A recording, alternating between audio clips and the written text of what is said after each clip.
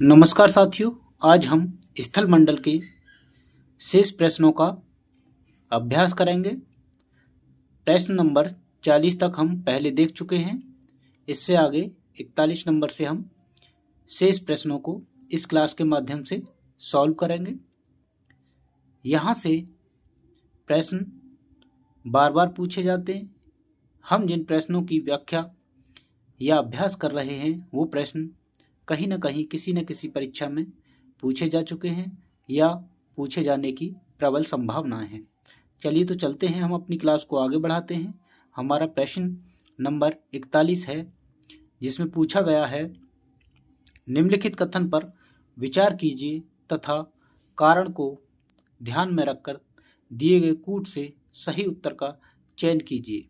कथन ए, उष्ण मरुस्थलों का विस्तार महाद्वीपों के पश्चिमी छोर पर है। कारण आर, वायु भार पेटियां मौसम के अनुसार उत्तर पश्चिम खिसकती हैं। देखते हैं, ए तथा आर दोनों सत्य हैं तथा आर ए की सही व्याख्या है। बी, ए तथा आर दोनों सत्य हैं, आर ए की सही व्याख्या नहीं है।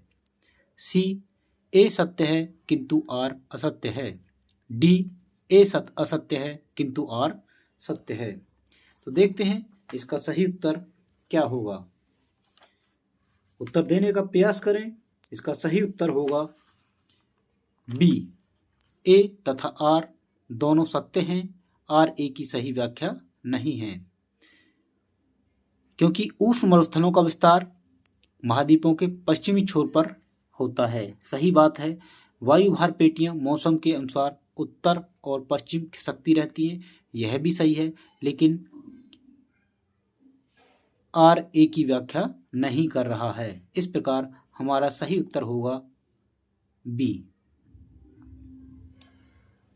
ठीक, आगे चलते हैं।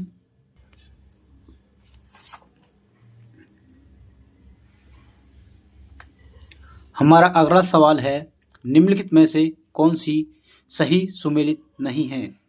एक तरफ आकृतियां दे रखी हैं और दूसरी तरफ कारक दे रखे हैं। ए, यारडंग, एस्चुरी, लटकती घाटी, नुनाटक। वायु, नदी, हिमानी और भूमिगत जल। यारडंग वायु से निर्मित होते हैं, सही है। एस्चुरी नदी के द्वारा निर्मित है, सही है। लटकती घाटी हिमानी द्वारा निर्मित है, सही है। नुनाटक भूमिगत जल से नहीं होता है, यही सही नहीं है। आंसर में भी हमारा क्या पूछा है, सही नहीं है, नहीं पूछा है। इसके लिए हमारा डी ऑप्शन सबसे अच्छा है, क्योंकि नुनाटक किसके द्वारा निर्मित आकृति है या नुनाटक का निर्माण किसके द्वारा होता है, वो हिमानी के द्वारा होता है। इस प्रकार हमारा सही उत्तर होगा डी, नुनाटक। ठीक, आगे चलते हैं। ज्वालामुखी उद्गार के निम्नलिखित प्रकारों में से कौन सा एक प्राय विस्फोटक नहीं होता है।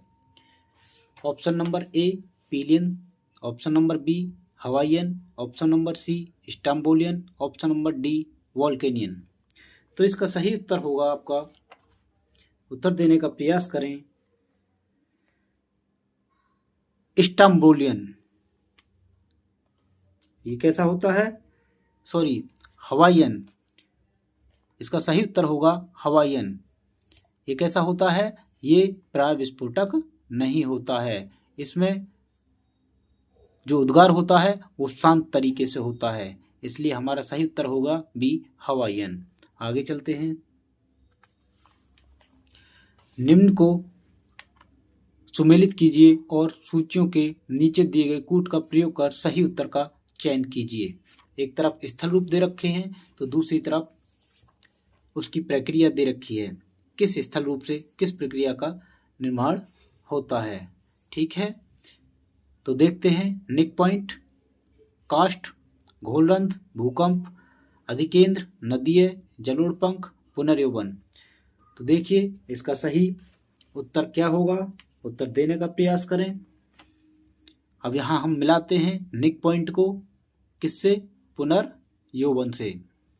घोलरंध्र को मिलाते हैं, ये काष्ठ स्थलाकृतियों में देखने को मिलते हैं। अधिकेंद्र को मिलाते हैं, ये भूकंप से रिलेटेड है। इसी तरीके से जलोढ़ को मिलाते हैं, ये नदी से संबंधित है। इस प्रकार हमारा सही उत्तर होगा पहले का चौथा, दूसरे का पहला।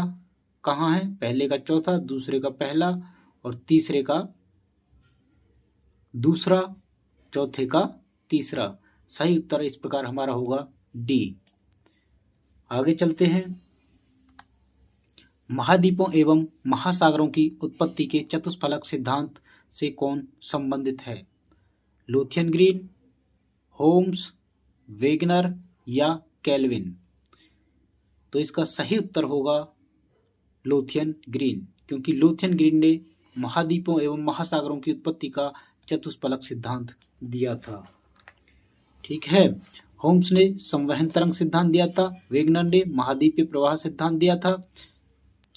आगे चलते हैं।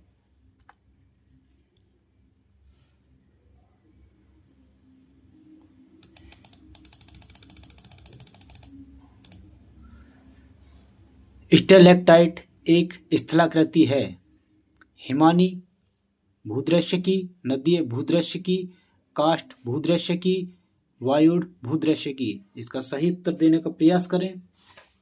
देखें इसका सही उत्तर क्या होगा। तो इसका सही उत्तर होगा काष्ठ भूदृश्य की। ये चूना प्रधान क्षेत्रों में ऐसी स्थलाकृतियां देखने को मिलती हैं। स्टेलेक्टाइट एक होता है स्टेलेक्टाइट, एक होता है स्टेलेग्माइट। मान के चलिए एक कंदरा है कोई, इसकी दीवार है, यहाँ से चूना निर्मित पदार्थ जम जाता है और इधर से ये धरातल है, यहाँ से भी चूना जब इसकी बूंदें नीचे गिरती हैं तो एक आकृति इसमें नीचे की तरफ लटकी रहती है और एक यहाँ से ये बन जाती है, एक स्टेगलेटाइट और एक स्टेगलेमाइट। जब इसमें से और आकृतियां निकलती हैं तो उनको क्या नाम दिया जाता है? ये जो ऊपर वाली जो आकृति है इसको हम कहेंगे स्टेलेक्टाइट। जब ये नीचे की ओर लटकेगी तो इसको कहेंगे स्टेलेक्टाइट।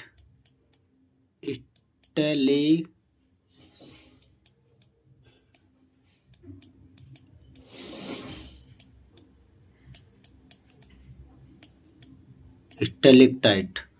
और जब ये नीचे वाली होगी तो इसको कहेंगे स्टेगलेमाइट। इसी तरीके से जब इसमें से अन्य शाखाएं निकलेंगी तो इसको कहेंगे हेलेक्टाइट और हेलेग्माइट। ये होगी हेलेक्टाइट और ये वाली होगी हेलेग्माइट। ये स्थल रूप आपको कहाँ पर देखने को मिलेंगे?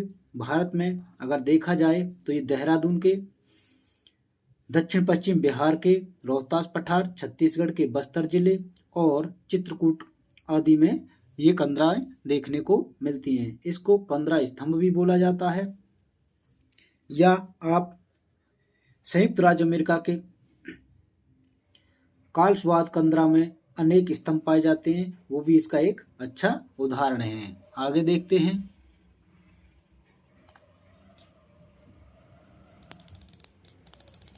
निम्नलिखित में से कौन सी नदी भ्रंश घाटी से प्रवाहित होती है?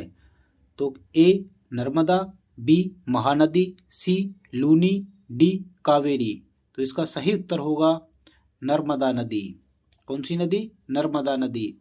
ये भ्रंश घाटी से होकर गुजरती है।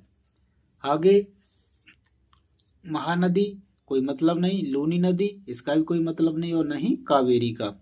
अगला प्रश्न देखते हैं हम। 26 दिसंबर 2004 को सुनामी से भारत का कौन सा भाग पूर्णतया सागर में डूब गया है? ए इंदिरा पॉइंट तथा पिग्मेलियन पॉइंट, बी टेरेसा, सी कैमोटा, डी कटचाल। तो इसका सही उत्तर क्या होगा आप देखेंगे। इसका सही उत्तर होगा आपका इंदिरा पॉइंट अथवा पिग्मेलियन पॉइंट।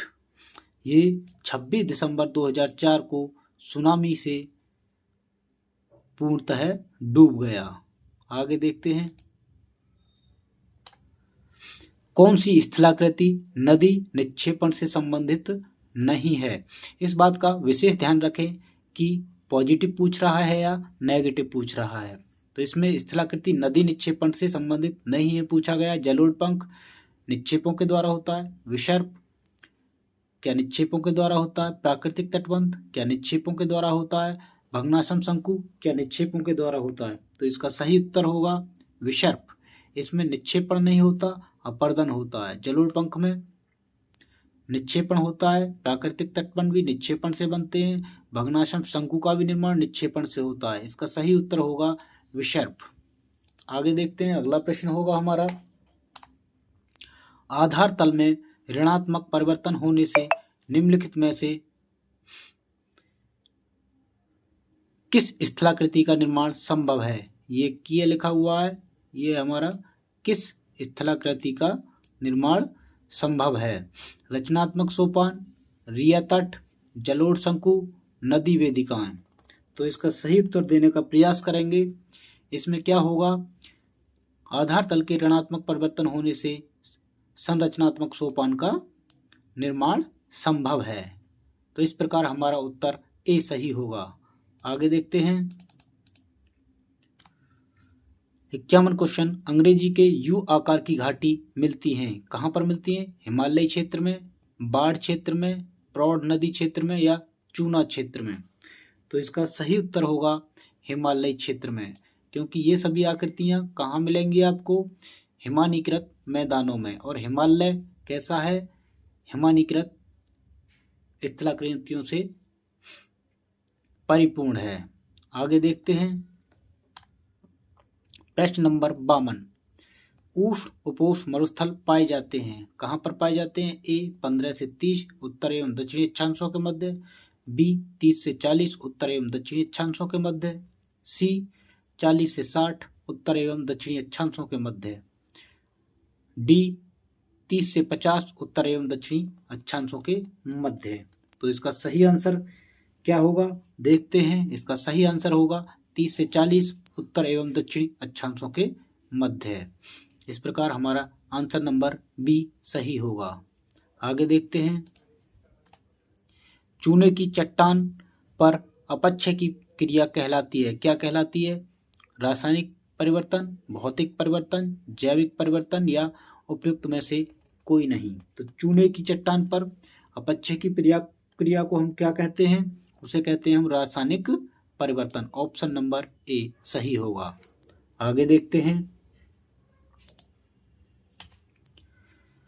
सूची से 1 से सूची 2 को सुमेलित कीजिए तथा निम्नलिखित कूट से उपर्युक्त विकल्प का चयन कीजिए। सूची 1 ग्रेनाइट, ग्रेवो, बलुआ पत्थर और सैल। सूची 2 में मिलान दिया गया स्लेट, क्वार्टजाइट, नीस या सरपेंटाइन।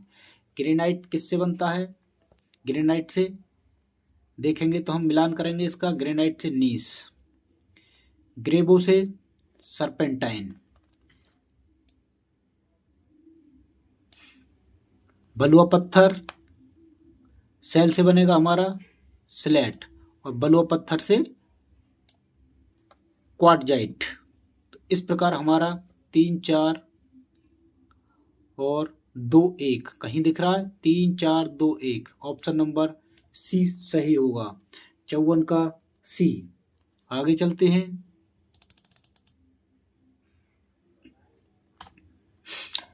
निम्नलिखित युग्मों में से कौन सा युग्म सुमेलित नहीं है। वेसुवियस इटली में है, सही है क्या। इरेबस अलास्का में है, सही है क्या। कोटोपैक्सी इक्वाडोर में है, सही है क्या। मोना लोआ हवाई द्वीप में है, सही है क्या। इसमें हमारा पूछा नहीं है सही, कौन सा सही नहीं है, इसको देखेंगे हम कौन सा सही नहीं है। आप अपना उत्तर देने का प्रयास करें कौन सा इसका सही होगा। तो देखिए, वेसुवियस इटली में है, सही है। कोटोपैक्सी इक्वाडोर में सही है। मोना लोआ हवाई द्वीप में ये भी सही है, लेकिन इरेबस अलास्का में नहीं है। इसका यही उत्तर गलत है और ये ही सही हो जाएगा प्रश्न की नकारात्मक स्थिति को देखते हुए। आगे चलते हैं, भूकंप किस प्रकार का संचरण है। विवर्तनिक संचरण, यहाँ पर ये संचरण है, ठीक है।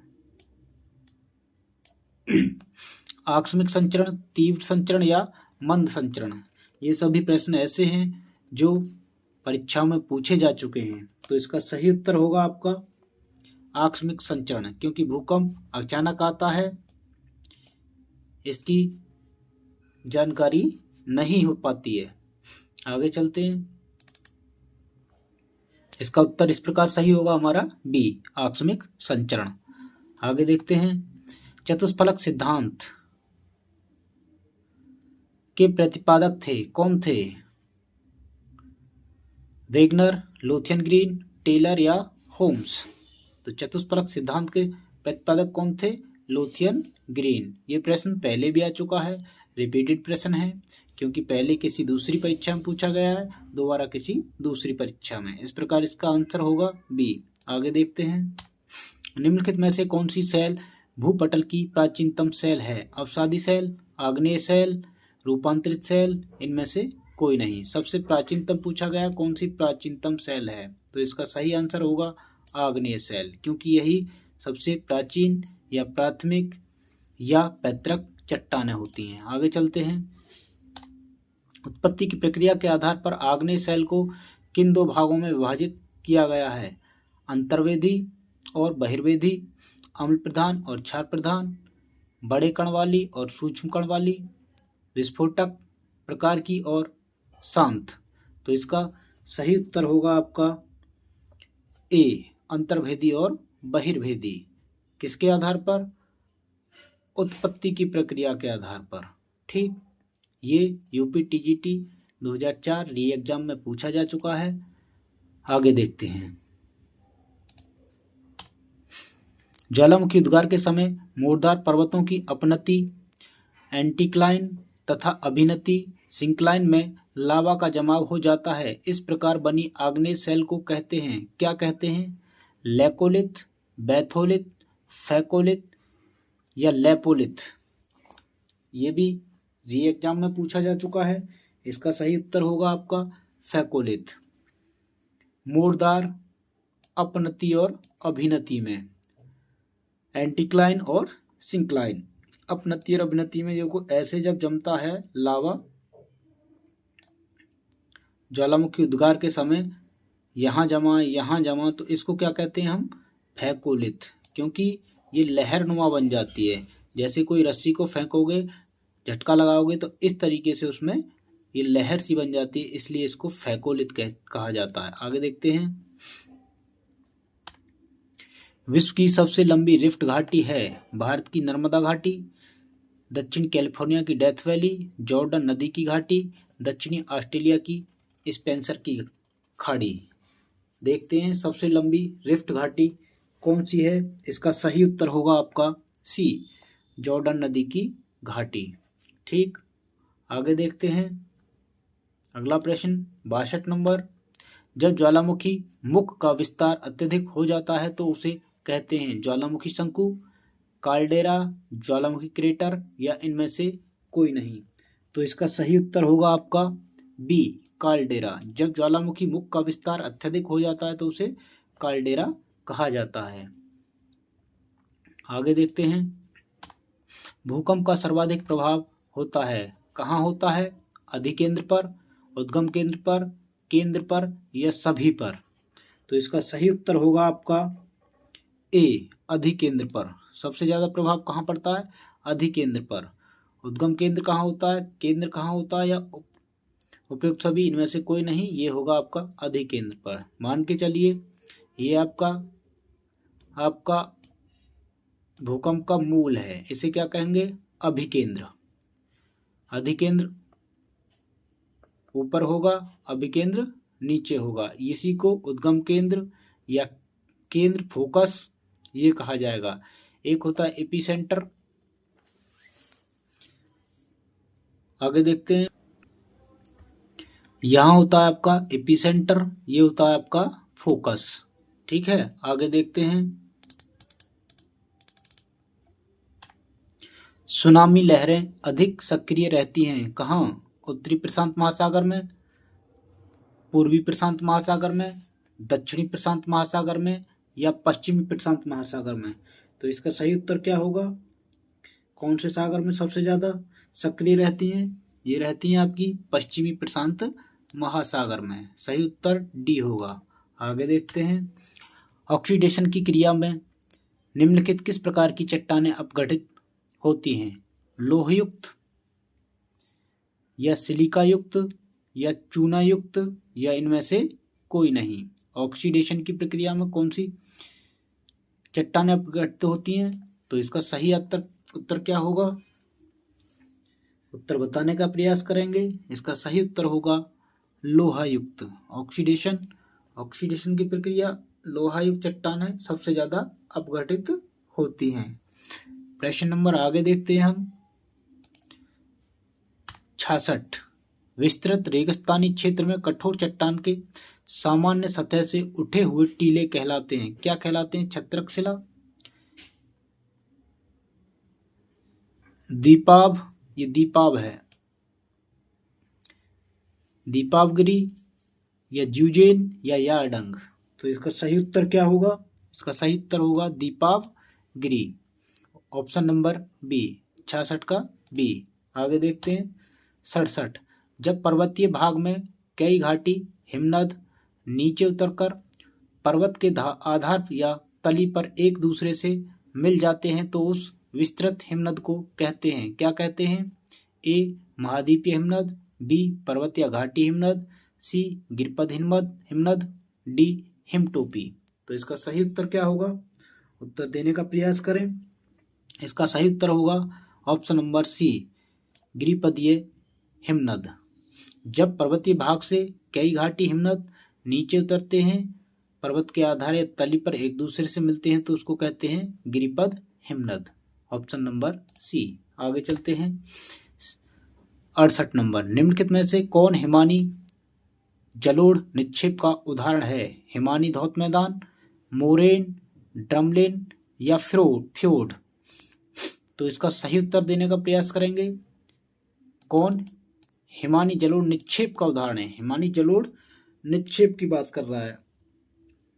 तो इसका सही उत्तर होगा हिमानी धौत मैदान। ये क्या है? हिमानी जलोढ़ निक्षेप का उदाहरण है।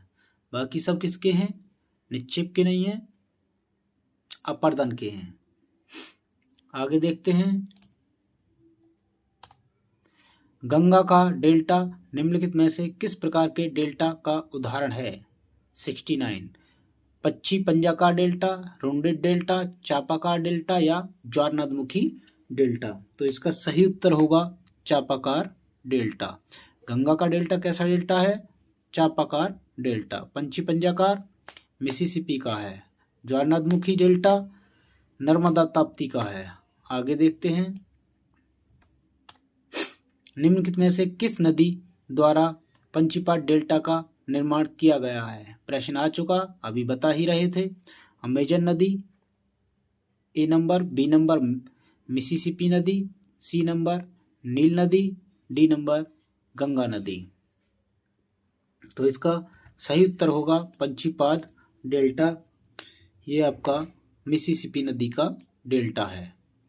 Option number B. आगे चलते हैं, एक भूकंप का भूकंपी केंद्र स्थित होता है कहाँ पर? पृथ्वी की सतह पर, अभिकेंद्र एपिसेंटर के विपरीत। भूकंप का भूकंपी केंद्र पृथ्वी के अंदर, अभिकेंद्र के नीचे, अभिकेंद्र के 90 डिग्री पर। तो इसका सही उत्तर क्या होगा? इसका सही उत्तर होगा सी, पृथ्वी के अंदर होता है और अभिकेंद्र के नीचे होता है। भूकंप का भूकंपी केंद्र, मान के चलिए भूकंप को हम यहाँ पर महसूस कर रहे हैं, ठीक है, धरातल पर, लेकिन ये क्या है? एपिसेंटर है, ठीक। इसे कहते हैं हम अभिकेंद्र। भूकंपी केंद्र कहाँ होगा इसका?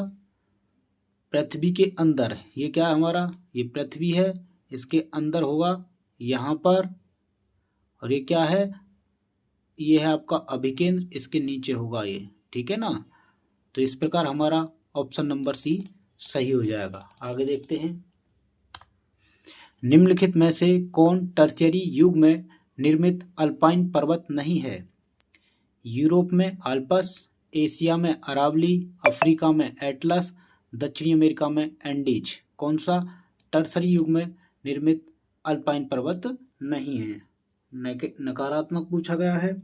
72 नंबर प्रश्न का उत्तर देने का प्रयास करेंगे। इसका सही उत्तर होगा बी, एशिया में अरावली पर्वत। ये टर्सरी युग का अल्पाइन पर्वत नहीं है। जब ये अल्पाइन पर्वत नहीं है तो ये कैसा पर्वत है? उत्तर कमेंट में लिखेंगे। आगे चलते हैं। स्विस के अनुसार भूपटल की ऊपरी परत कहलाती है, क्या कहलाती है? सीमा, सी सियाल, बी नीफे, डी इनमें से कोई नहीं। स्विस के अनुसार भूपटल की ऊपरी परत को क्या कहते हैं हम? सियाल। Option number C. आगे चलते हैं।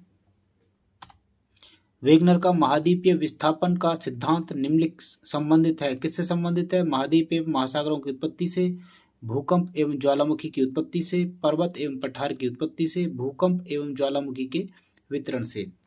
इसका सही उत्तर क्या होगा? उत्तर देने का प्रयास करें। इसका सही उत्तर होगा ऑप्शन नंबर ए, महाद्वीप एवं महासागरों की उत्पत्ति से। किसका? वेगनर का महाद्वीपीय विस्थापन सिद्धांत महाद्वीप एवं महासागरों की उत्पत्ति से संबंधित है। आगे देखते हैं प्रश्न नंबर 75। आश्चुताश्म स्टेलेक्टाइट, इसको क्या बोलते हैं? स्टेलेक्टाइट को आश्चुताश्म एवं निश्चुताश्म स्टेगलेमाइट निक्षेपणात्मक स्थलाकृति हैं। किससे बनती हैं ये? ए पवन से, बी भूमिगत जल से, सी सागरीय जल से, डी हिमानी से। तो इसका सही उत्तर होगा आपका बी। किससे बनती हैं ये? भूमिगत जल से। Option number B. ठीक, आगे देखते हैं अगला प्रश्न। प्रश्न नंबर 76। परिप्रशांत महासागरीय पेटी वितरण से संबंधित है। किससे वितरण से? गर्म महासागरीय धाराओं के से, मत्स्य उत्पादन केंद्र से, यूरोपीय उपनिवेशीकरण से, या भूकंप के वितरण से। तो इसका सही उत्तर होगा आपका डी, भूकंप के वितरण से। यहाँ पर भूकंप और ज्वालामुखी दोनों ही प्रक्रियाएं देखने को मिलती हैं। प्रशांत महासागरीय पेटी को रिंग ऑफ फायर के नाम से भी जाना जाता है।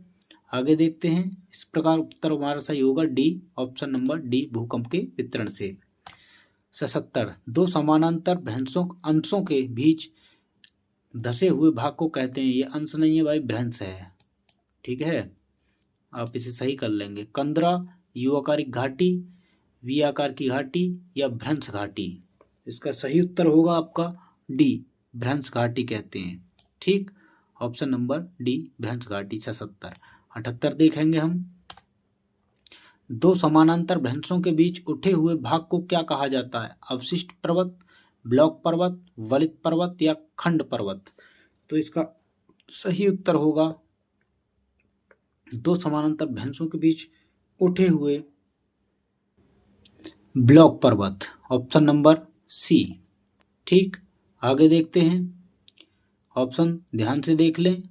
सेकंड नंबर पर सी दे रखा है, इसलिए हम सी बोल रहे हैं, ना कि ये देखें कि लगा बी पर रहे हैं, बोल सी रहे हैं। ऑप्शन नंबर सी ही है और ब्लॉक पर्वत है, दोनों पर ध्यान दें। आगे देखेंगे। सिल क्या है? कठोर एवं हुए मैग्मा द्वारा निर्मित लंबवत चादर सिल कहलाती है। कठोर हुए मैग्मा द्वारा निर्मित समांतर चादर सिल कहलाती है। मुड़ी हुई चादर को सिल कहते हैं, या अवनमन को सिल कहा जाता है। तो इसका सही उत्तर होगा कठोर हुए मैग्मा द्वारा निर्मित समांतर चादर। कैसी चादर? समांतर चादर, जिसे हम सिल कहते हैं। ऑप्शन नंबर बी सही होगा। 79। आगे देखते हैं। 80। चट्टानों की घुलनशीलता किस क्षेत्र में प्रमुख है?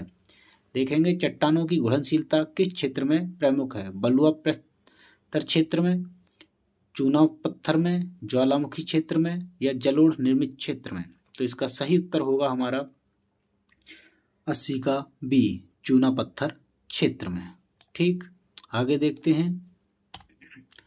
दिल्ली के लाल किले में किस चट्टान का प्रयोग किया गया है? संगमरमर का, चूना पत्थर का, बलुआ पत्थर का, या ग्रीट का। तो दिल्ली के लाल किले में किसका प्रयोग किया गया है? बलुआ पत्थर का। ऑप्शन नंबर बी, 81 का बी। आगे देखते हैं। निम्नलिखित में से कौन सा स्थल मंडल को वर्णित करता है? ऊपरी व निचला मेंटल, भूपटल एवं क्रूड, भूपटल एवं ऊपरी मेंटल, मेंटल एवं क्रूड। इसका सही उत्तर होगा हमारा भूपटल एवं ऊपरी मेंटल, ऑप्शन नंबर सी, 82 का सी। आगे देखते हैं। निम्नलिखित पठारों में से किसे अंतर पर्वतीय पठार माना जाता है? ब्राजील पठार, भारतीय प्रायद्वीप पठार, तिब्बत का पठार या अरब का पठार। प्रश्न थोड़ा अटपटा सा लग रहा है, लेकिन उत्तर देने का प्रयास करें। इसे कहेंगे हम तिब्बत का पठार। कैसा है? अंतरा पर्वतीय पठार है। आगे देखते हैं। प्रश्न नंबर 84। हिमानीकृत क्षेत्र में उल्टी नाव के समान की निक्षेपणात्मक स्थलाकृत या स्थलाकृति का क्या नाम है? ये स्थलाकृति है, देख लेंगे इसे। क्या नाम है?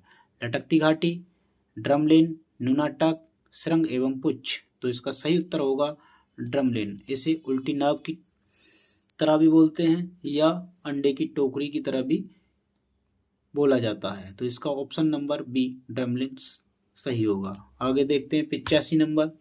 सूची 1 को सूची 2 से सुमेल कीजिए एवं नीचे दिए गए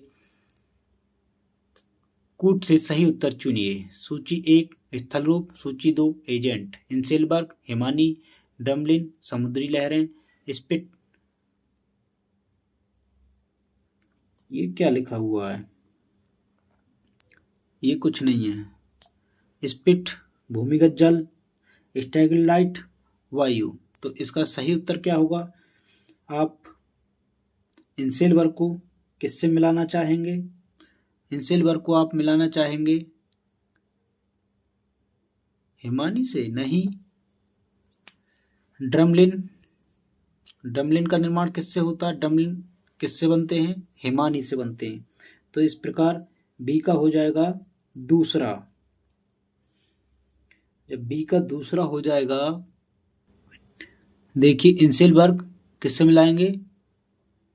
4 से, वायु। इंसेलबर्ग किसके द्वारा निर्मित होते हैं? वायु द्वारा। ड्रमलिन हिमानी द्वारा, ठीक। स्पिट समुद्री लहरों के द्वारा, और स्टैगलेटाइट भूमिगत जल द्वारा। ये सभी बता चुके हैं अभी। तो इस प्रकार आपका बनेगा 4, 1, 2, 3। कहीं है? 4, 1, 2, 3। ये आपका बी ऑप्शन सही होगा, ठीक। तो आज की क्लास को यहीं पर समाप्त करते हैं। स्थल मंडल से इतने ही प्रश्न थे जो हम पूरे करा चुके हैं 2 क्लास के माध्यम से। अब अगला टॉपिक हम रखेंगे वायुमंडल। जो वायुमंडल से अभी तक प्रश्न पूछे जा चुके हैं उनको हम लाएंगे और अपनी क्लास के माध्यम से उनका अभ्यास कराएंगे। अगर क्लास अच्छी लगी हो तो क्लास को लाइक, शेयर और सब्सक्राइब अवश्य करें। धन्यवाद। आपका दिन शुभ हो।